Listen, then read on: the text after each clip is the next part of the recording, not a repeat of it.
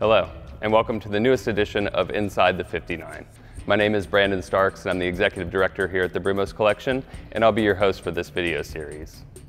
Our hope is to show you some of the inner workings of the collection itself, and then also to look at some of the wonderful cars that we have the honor of caring for. Today we'll be looking at our Forerunners exhibit. This exhibit explores open-wheel race cars from as early as 1894 all the way through to 1963. But a deeper dive shows the connectedness of people and ideas through the early and mid part of the 1900s. Technically speaking, we look at the evolution of the dual overhead camshaft engine. As we explore the evolution of the dual overhead camshaft technology, it's best to start at the beginning.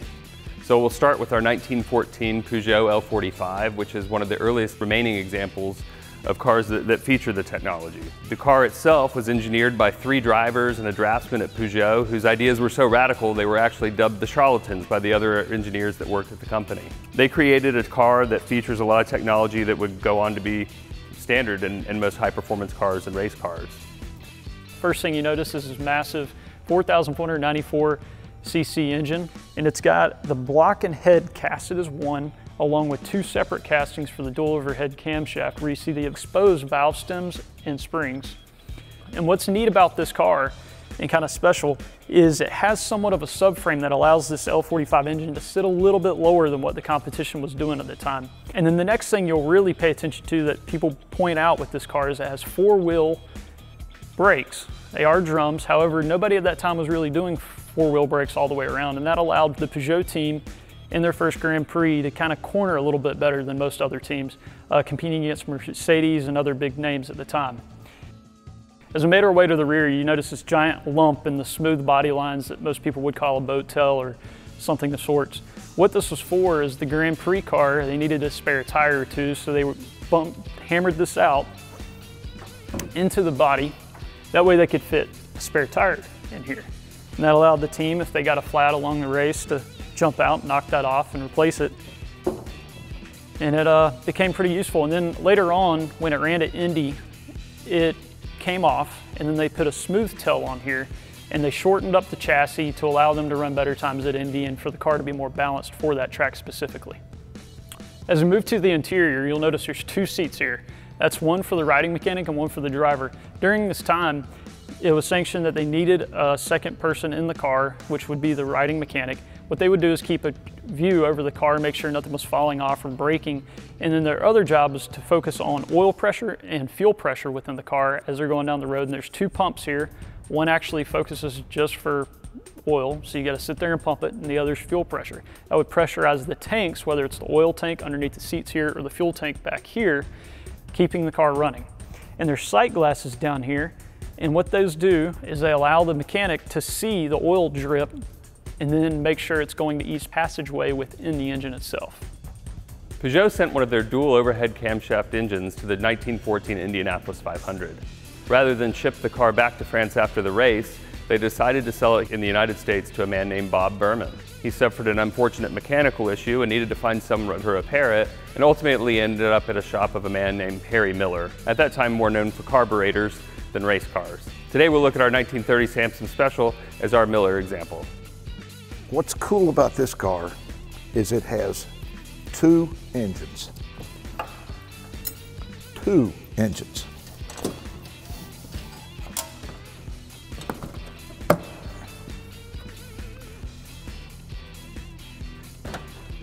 We have 2 separate straight 8s, 91 cubes. Both engines are completely separate. They have their separate magnetos. Everything was separate on this car.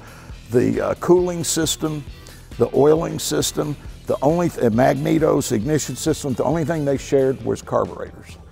They have their own separate crankshafts, but they're gear driven down to a common crank, which goes back to the bell housing in the clutch area. So it was really different back then to run 2 separate engines. So you're looking at 16 cylinders here.